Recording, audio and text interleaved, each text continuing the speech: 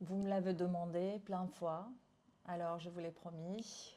Voilà, je suis à Bucarest cette fois-ci, à côté de Dragoș Riti, facilitateur international en constellation systémique, organisationnelle et familiale. Nous allons l'avoir parmi nous à Paris, fin mars. Dragoș Riti, c'est un plaisir de te retrouver et de te réinviter à Paris après presque 2 ans. Oui, merci pour ton invitation, Anka.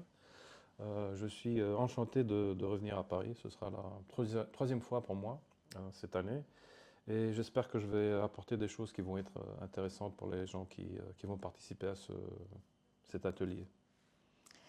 Très rapidement, pour ceux qui nous découvrent, qui te découvrent, qui est Dragoș Riti? Ah, difficile question. C'est pas parce que je ne saurais pas qui je suis, mais il y a tellement de choses à dire. Mais je pense que je suis une personne qui a son propre chemin, qui a trouvé sur son parcours des choses qui m'ont mis en place complètement différentes de comme j'étais avant. Ça veut dire que j'ai eu beaucoup d'expérience dans ma vie. J'ai passé plus d'une vingtaine d'années dans le milieu organisationnel international. J'ai travaillé dans des multinationales. Et puis après, j'ai découvert les constellations systémiques qui ont complètement changé ma vie. En fait, je suis, comme je disais, une personne, je suis père de 3 enfants, je suis marié, et puis je fais ce travail depuis une quinzaine d'années. Et ça me rend très heureux et ça me remplit. Et en fait, ce qui me donne la valeur de la vie et de ce qui se passe, c'est en voyant les gens, comment ils se changent, ils se transforment après avoir passé dans cet environnement de constellation. Cette approche qui nous rapproche de nous-mêmes. Hmm. Euh, qu'est-ce que, est-ce que tu pourrais expliquer peut-être quelle est quelle est la différence entre les deux types de constellations? Quelles sont les particularités de la constellation familiale et quelle est la particularité de la constellation organisationnelle? Peut-être pour que les gens qui nous regardent puissent comprendre pourquoi faire celle-ci et pas l'autre, Mhm. ou comment elles peuvent se compléter. J'aimerais avoir ta perspective Oui, là-dessus. oui. Les deux approches, soit la familiale et aussi l'organisationnelle, ont les mêmes principes fondamentaux. Et les principes sont l'appartenance, l'ordre et puis l'équilibre entre prendre et donner. Donc ces principes s'appliquent dans les deux cas, mais ils ne s'appliquent pas nécessairement différemment, mais ces principes doivent être regardés un petit peu particulièrement. Pour la famille est un système fermé, un système clos. Et nous appartenons tous à la famille, nous faisons partie de la famille et la famille fait partie de nous. Donc c'est un système duquel nous ne pouvons pas sortir. Même si on voudrait faire ça, même si on pense qu'on n'est pas dans la meilleure place pour nous, nous sommes dans ce système, nous faisons partie. Euh, le système organisationnel est un système ouvert, c'est-à-dire que nous pouvons rentrer et sortir quand on veut. C'est un choix de rentrer ou de sortir. Mais ici, il y a la question quand est-ce qu'on fait partie du système organisationnel et quand est-ce qu'on le quitte vraiment. Donc Mhm. ça, c'est une des particularités. L'autre particularité est le fait que le système familial est un système sur un seul niveau. Tandis que le système organisationnel est un système sur plusieurs niveaux. C'est-à-dire que si nous avons une dynamique à un certain niveau hiérarchique dans la compagnie, il est fort possible que nous allons le retrouver aussi dans un autre département en dessous de celui-là. Et tout, toutes les choses, les dynamiques qui se passent dans l'organisation, elles sont liées entre elles d'une manière qui plus- parfois nous mène au fondateur de l'organisation. Donc ça, ce sont les différences entre les deux. Il y a aussi une différence d'énergie. L'énergie familiale a une manière de se manifester différemment vis-à-vis de l'énergie de l'organisation. Et cela se passe parce que dans l'organisation, nous avons plusieurs systèmes familiaux qui sont à l'intérieur, et puis tout ça donne une autre énergie. Et les systèmes organisationnels sont des êtres vivants, je pourrais dire comme ça, parce qu'ils ont, comme nous, les humains, ils ont un moment d'inception, un moment de développement, un moment de croissance où quand la compagnie est mûre, et après ils ont un déclin. Donc, ils suivent aussi un cycle. La différence entre notre propre voyage, c'est que la compagnie a toujours la possibilité de se réinventer, et ça, c'est un moment de nouvelle naissance et de se remettre encore une fois dans le grand système social ou économique. Et ici aussi, on parle du destin. Nous avons les êtres humains, nous avons notre destin, mais aussi les organisations ont leur destin. Et ça aussi, ça fait partie du grand ensemble et du grand cliché quand nous regardons les organisations. En plus, les organisations, elles vont nous chercher pour euh, comment dirais-je, les choses qui se passent avec nous. Et en même temps, nous faisons de même. Et tout ça se passe à un niveau inconscient. Nous ne savons pas. Et je disais tout à l'heure, quand est-ce que nous faisons partie d'un système organisationnel et quand est-ce qu'on le quitte vraiment? Est-ce le moment où nous signons notre contrat de travail? Est-ce le moment où nous avons pris la décision de passer l'interview? Quand est-ce que c'est le moment? Et cette réponse est très différente en fonction des choses qui se passent avec nous dans notre vie, dans notre histoire et aussi ce qui se passe dans l'organisation. Donc il y a toujours une bonne raison pour laquelle l'organisation et l'employé se retrouvent. Mhm. Donc, c'est-à-dire que quelqu'un qui a quitté une entreprise, une structure, par exemple, il y a 5 ans, est-ce que c'est possible qu'il se retrouve toujours dans cette Ah structure oui, alors qu'il est dans une nouvelle entreprise, nouveau certainement, poste? oui, certainement. Et puis ça empêche aussi l'entreprise, mais aussi la personne de vraiment se développer au potentiel euh, résonnant à l'intérieur, parce qu'une partie de nous est toujours accrochée à quelque chose qui s'est passé dans le passé. Et je vois ça souvent, euh, plus dans le cas où les gens sont mis à la porte, par exemple, suite à quelque chose qui s'est passé dans l'organisation. Les personnes, quelquefois, elles sentent que elles devraient toujours être partie de l'organisation. L'injustice.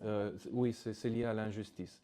Et tant que nous sommes là-bas et que nous pensons que l'organisation nous doit quelque chose, nous sommes liés à l'organisation. Et ce qui se passe, c'est que nous ne faisons pas de place pour la suivante personne qui va prendre notre poste dans l'organisation, mais nous aussi, nous ne pouvons pas vraiment atteindre notre Avancer. potentiel et d'avancer quand nous sommes dans une autre organisation.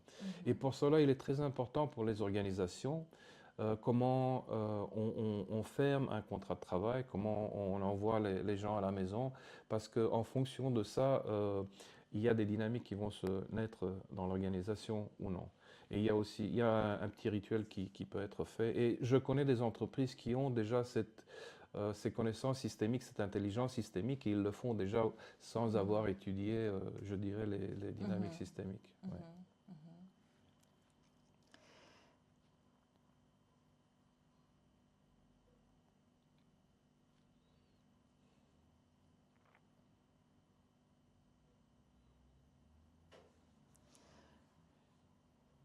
Pourquoi les constellations systémiques sont-elles un outil puissant pour le changement, tant personnel qu'organisationnel?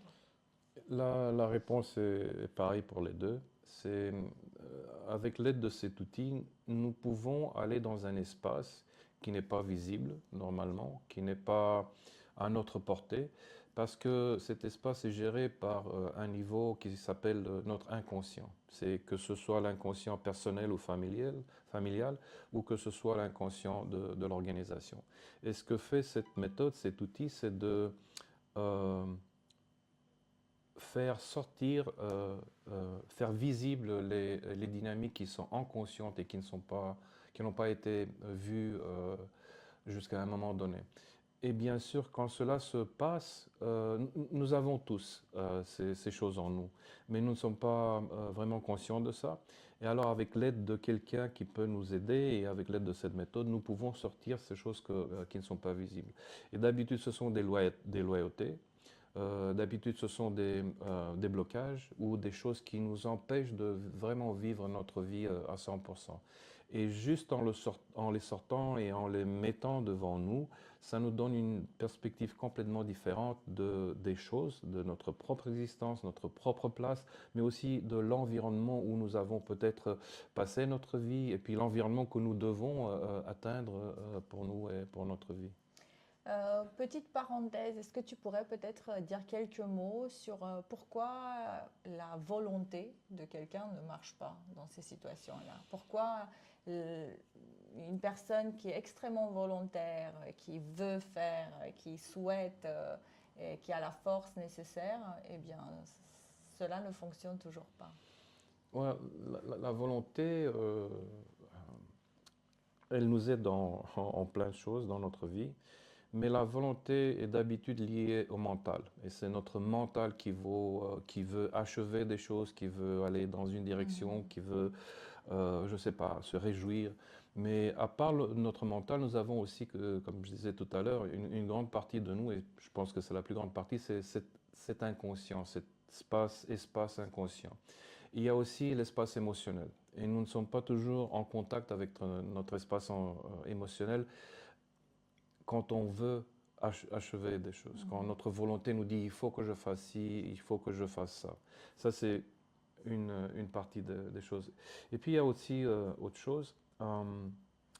Notre volonté, pour la plupart des fois, est liée à un mécanisme de protection qui nous empêche de voir ce qui se passe autour de nous et qui nous dirige dans une seule direction. Nous sommes comme dans un tunnel et nous n'avons qu'un seul but. C'est ce que fait la volonté. Mhm. Elle est unidirectionnelle. Elle n'est pas capable de voir l'ensemble qui est autour de nous. Donc, pour être capable de faire des changements, il faut s'arrêter. Et pour cela, nous avons besoin de ne plus avoir besoin d'achever des choses. Mhm. Et parfois, ça, c'est quelque chose de très difficile. Pour que les gens puissent se projeter, est-ce que tu pourras peut-être donner quelques exemples des blocages récurrents qui puissent se passer dans les entreprises, mais également dans les familles?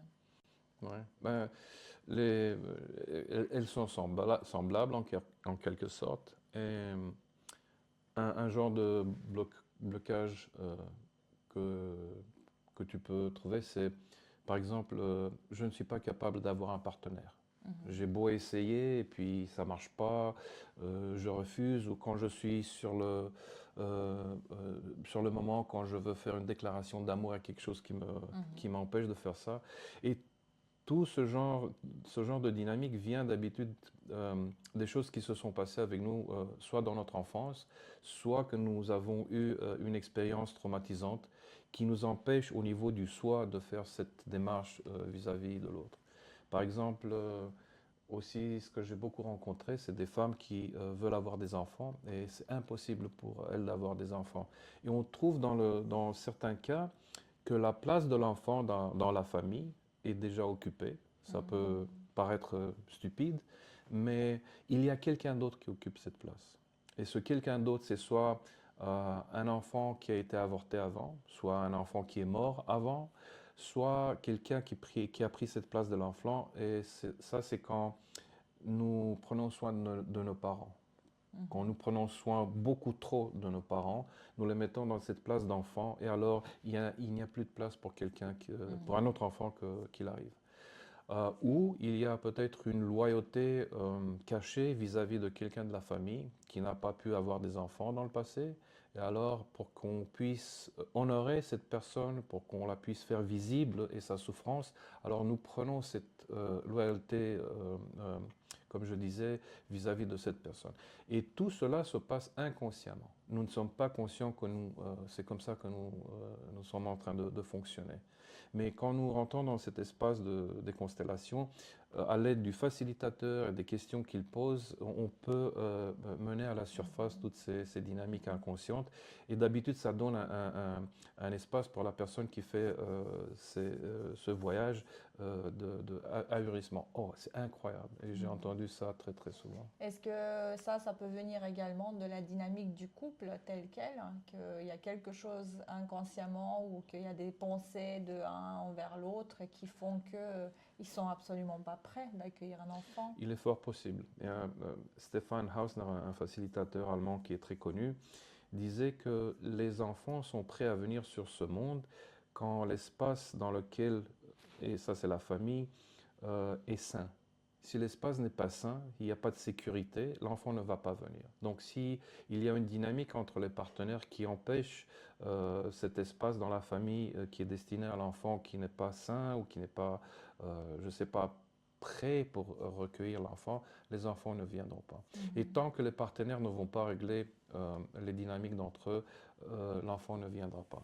Il y a beaucoup de cas, par exemple, quand un couple ne peut pas avoir d'enfant, et alors qu'est-ce qu'ils font? Ils sont en train d'adopter un enfant.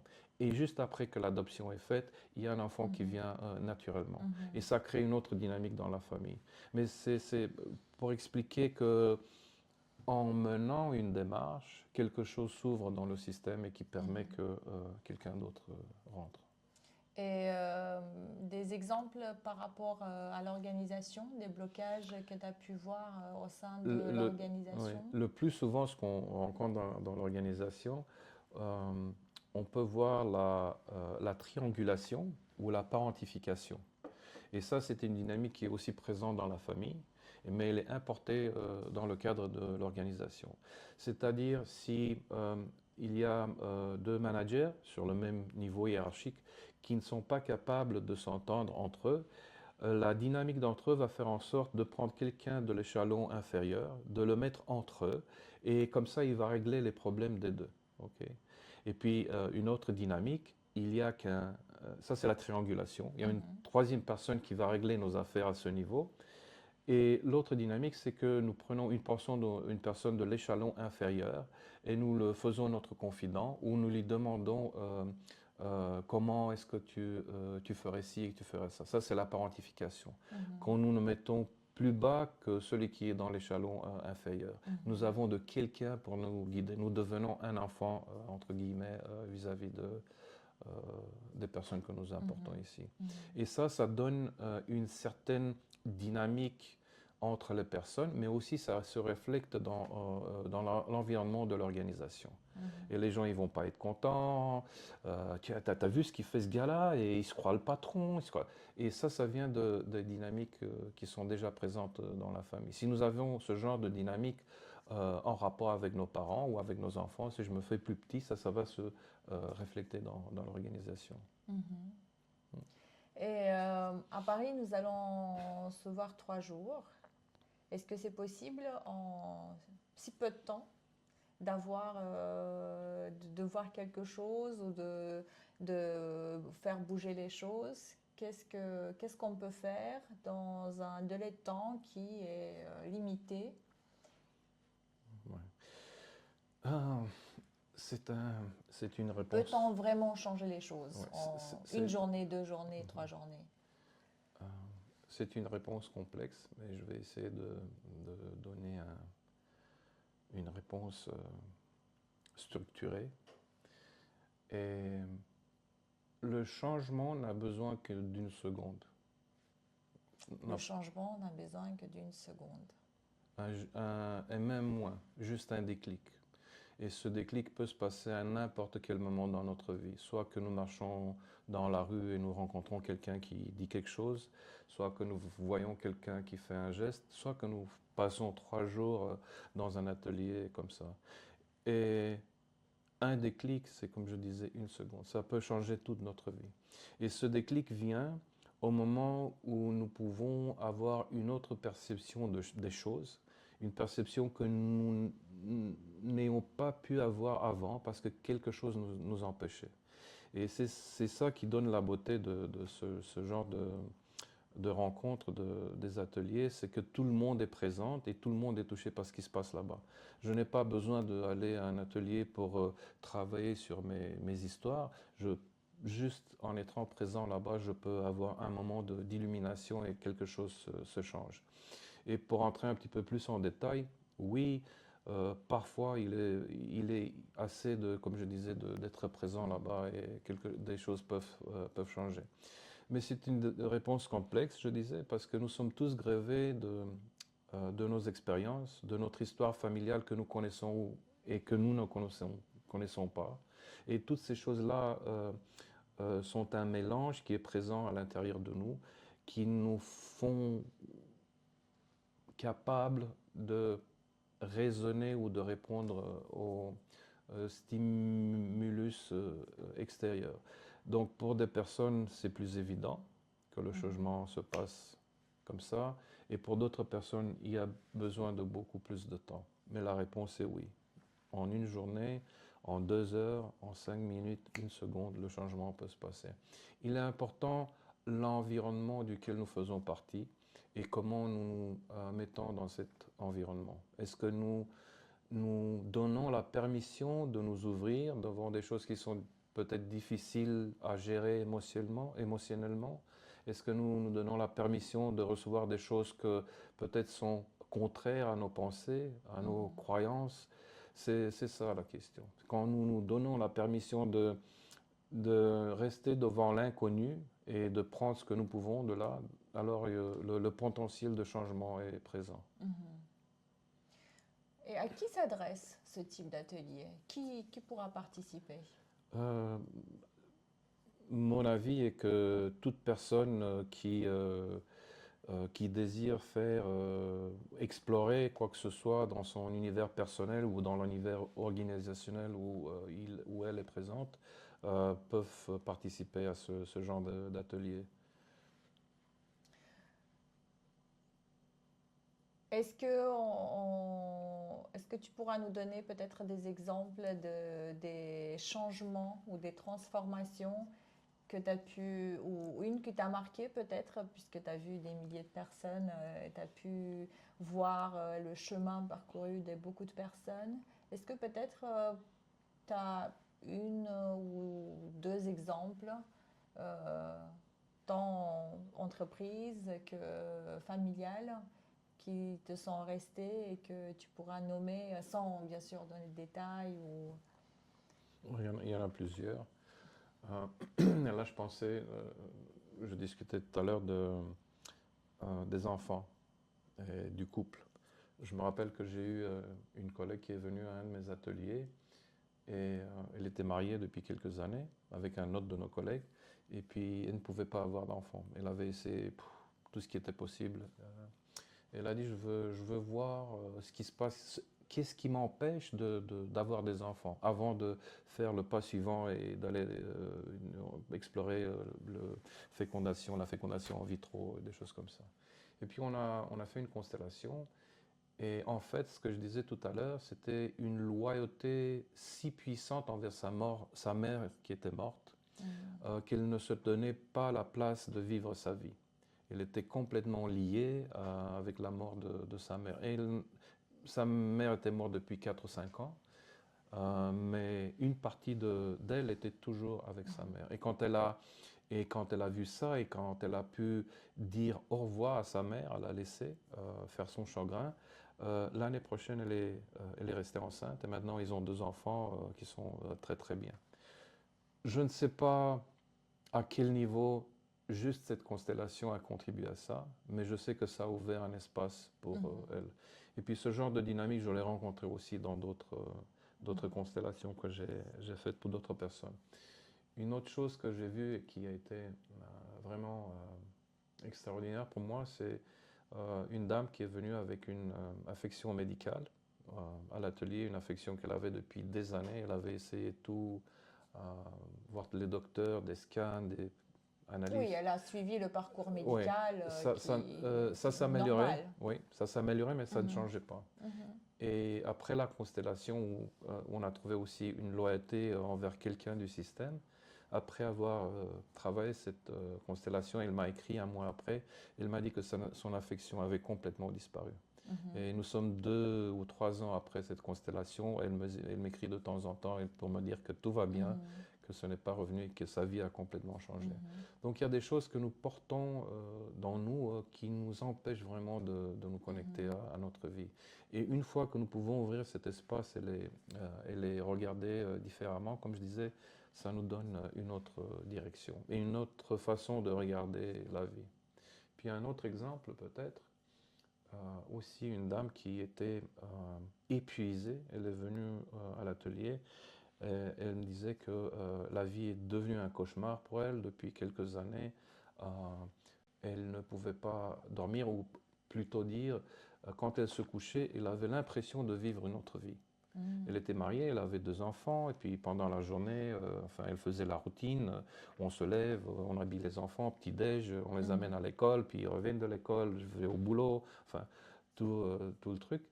Et le soir, quand elle se couchait, elle avait l'impression qu'elle rentrait dans une autre famille. Elle était mariée, avait d'autres enfants, un autre mari, et puis elle continuait sa vie dans cet espace du sommeil en Mhm. faisant la même routine, ou Mhm. peut-être un petit peu plus différente, avec cette autre famille. Et le lendemain matin, elle se réveillait, puis recommençait avec sa famille. Et ça durait depuis 2 ans. Et, et ça, c'est pour exemplifier les couches que cette méthode peut atteindre.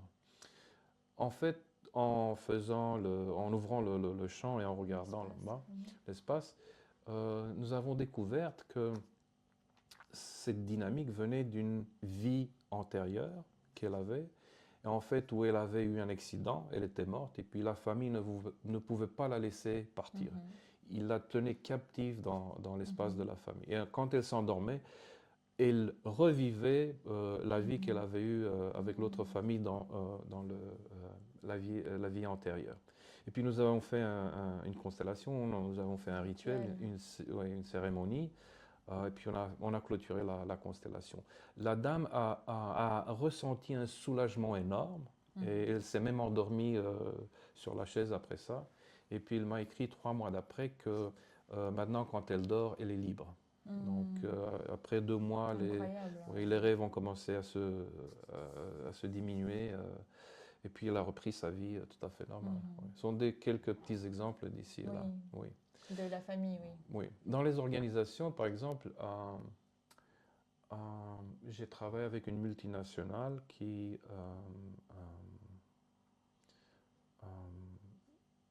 qui a acheté 4 entreprises, et ils ont dû retechnologiser toutes les entreprises, c'était des vieilles entreprises, et soi-disant, il y a des gens qui ont été envoyés à la maison. Et il y avait une dynamique particulière qui se passait dans le cadre du département des ressources humaines, qui se plaignaient qu'ils ne peuvent pas faire la liaison entre les gens qui travaillent dans l'entreprise et le management. Le management avait des demandes, il voulait implémenter des policies, des trucs comme ça, et les travailleurs, ils ne répondaient pas. Ils étaient mécontents, ils n'étaient pas heureux, ils demandaient toujours des choses, et ça n'arrivait jamais au management. Donc la profitabilité de l'entreprise était en train de tomber. Chute libre. Oui. Et alors, on a regardé voir ce qui se passe là-bas. Donc, on a trouvé, et puis ça, c'est un truc qui est très présent aussi dans les organisations. Si nous avons des traumas personnels, il y a aussi le trauma organisationnel. Et dans ce cas, il y avait un trauma organisationnel qui était lié aux gens qui avaient été licenciés, envoyés à la maison, et le reste des employés se sentaient coupables pour le fait qu'eux, ils ont un job, et Mhm. puis leurs collègues n'en avaient plus. Et ce n'était pas seulement leurs collègues, mais c'était aussi les familles de leurs collègues. Mhm. Et puis les oreilles du management étaient complètement clos Mhm. à cette dynamique. Et juste en faisant un mouvement dans le champ, en mettant... attends, je n'ai pas fini. La somatisation de cette dynamique était présente dans le département de ressources Ressources humaines, humaines. qui était épuisé, ne se sentait pas entendu, ne se sentait pas valorisé, sentait qu'il n'avait aucune place dans l'organisation. Mhm. C'est exactement ce qui s'était passé avec les gens qui ont été mis à la Licencié. porte. Oui. Et juste en faisant un mouvement dans l'espace de la constellation, quelque chose a changé dans la dynamique de l'organisation. Et quelques mois après, le, le management a démissionné complètement. Il y a Mhm. eu un nouveau set de managers qui sont venus. Le département HR ressources humaines a été complètement restructuré. Et puis, il n'y a plus de dynamique entre les ouvriers et puis le management. C'est un changement qui s'est passé en décours de 4 ou 5 mois. Et un an après cette chose, ou moins d'un an, le chiffre d'affaires a commencé à monter et puis la profitabilité a Mhm. commencé à manquer. Il y a des choses très très simples apparemment, mais que nous ne voyons pas et que Mhm. nous ne sommes pas conscients qu'elles sont présentes, qui peuvent faire les choses se Mhm. manifester d'une façon et d'une autre. Quand on parle d'organisation, ce que moi j'ai pu voir dans mes exemples, euh, les gens qui viennent me voir et qui demandent, je suis à tel niveau, je veux que ça aille bien, c'est un nouveau poste, je veux tout refaire, mais nous ne pouvons pas regarder au-delà de son poste.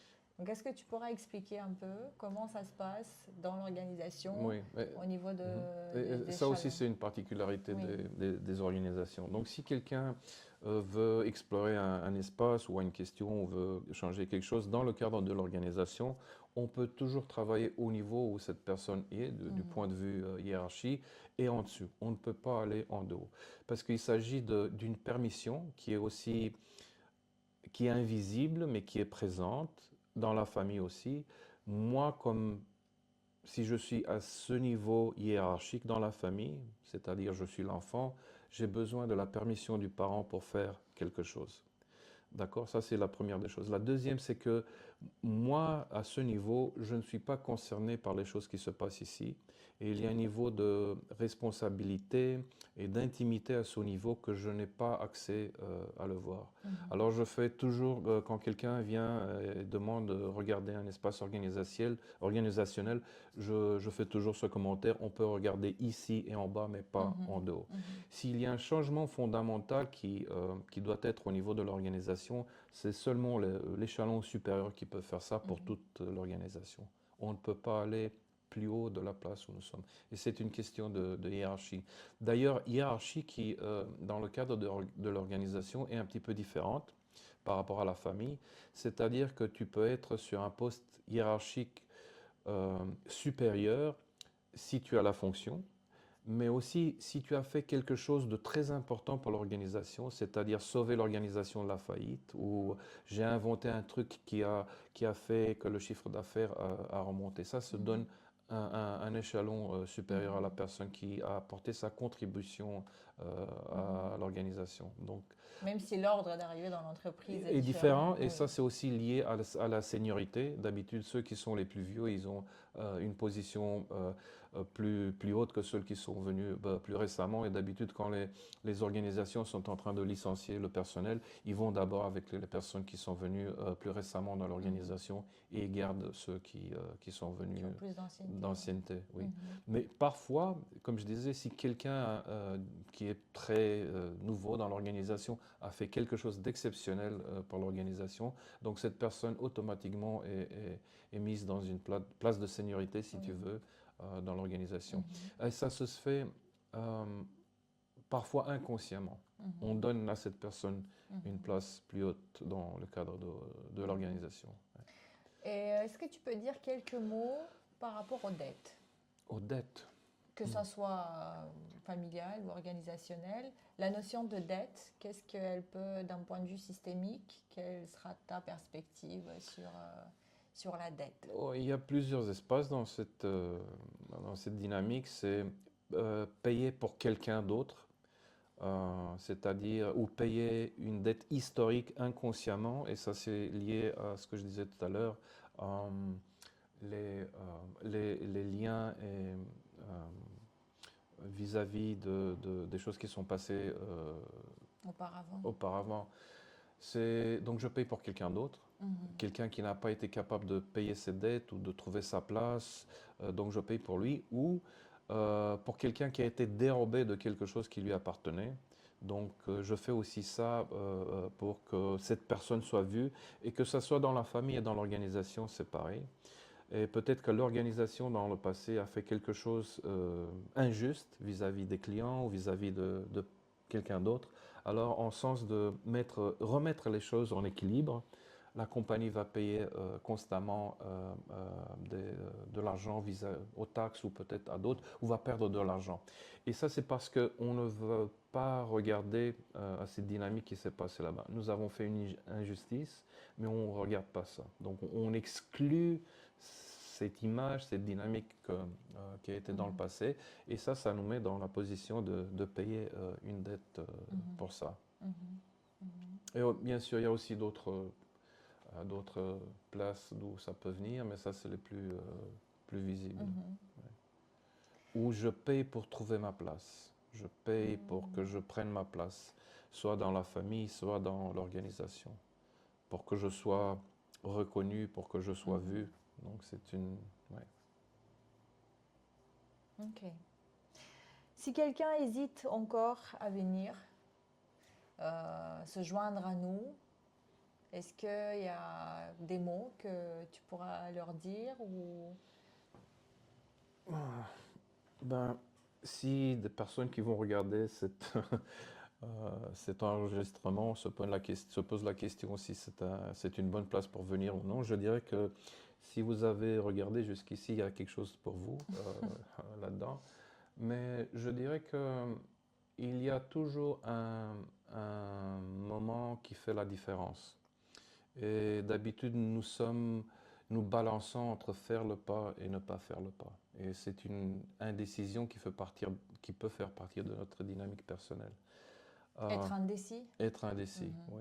Et quand nous sommes indécis, il est très difficile de prendre une décision, d'aller d'une direction ou l'autre. Et nous restons dans cet espace d'indécision qui nous fait pas vivants, mais qui nous fait pas morts. Nous sommes entre la vie et la mort, soi-disant. Et la vie a besoin de continuation. Et la vie a besoin d'évolution. Donc, si tu veux vraiment évoluer, il faut prendre le pas, même si tu ne sais pas ce qui va t'attendre. Mais d'habitude, ça vient d'un mécanisme intérieur de protection que nous avons. Notre soi nous dit que si tu vas dans cette direction, ça peut être difficile pour toi. Tu peux retrouver de la peine ou de la douleur. Et c'est peut-être vrai, mais nous ne pouvons pas nous développer, nous ne pouvons pas évoluer qu'en faisant des petits sacrifices. Et quelquefois, parfois, ce sacrifice, c'est de prendre un pas dans l'inconnu. Donc, un pas dans l'inconnu. Nous avons hâte de t'avoir à Paris. Merci. Je me réjouis de te retrouver dans une ville qui t'est chère, puisque je ne sais pas si on l'avait déjà dit, mais peut-être tu pourras dire quelques mots. Tu as une histoire avec Paris. Tu es passé par là à un moment de ta vie. C'est aussi la raison pour laquelle tu parles français. Et c'est merveilleux de pouvoir travailler avec toi en français et de te faire rencontrer la dynamique et puis l'espace qui s'ouvre à Paris. Oui, ben, je te remercie encore une fois pour ton invitation. Et c'est vrai que pour moi, venir à Paris ou revenir à Paris, ça me provoque des souvenirs, mais aussi un grand plaisir d'être là-bas. J'ai passé une partie de mon enfance à Paris et puis je suis très lié à la dynamique parisienne. J'ai fait l'école à Paris. Et puis pour moi, Paris a toujours quelque chose de spécial, quelque chose de très chic, coquet. Enfin, ouais. Paris pour moi, c'est un amour, je pourrais dire. Merci. Merci, Dragos. Nous allons vous laisser les liens d'inscription, vous allez les trouver par ici, que ça soit affiché sur l'écran ou dans un commentaire ou dans un lien en bio. Si vous êtes censé être là, nous allons nous retrouver. À bientôt.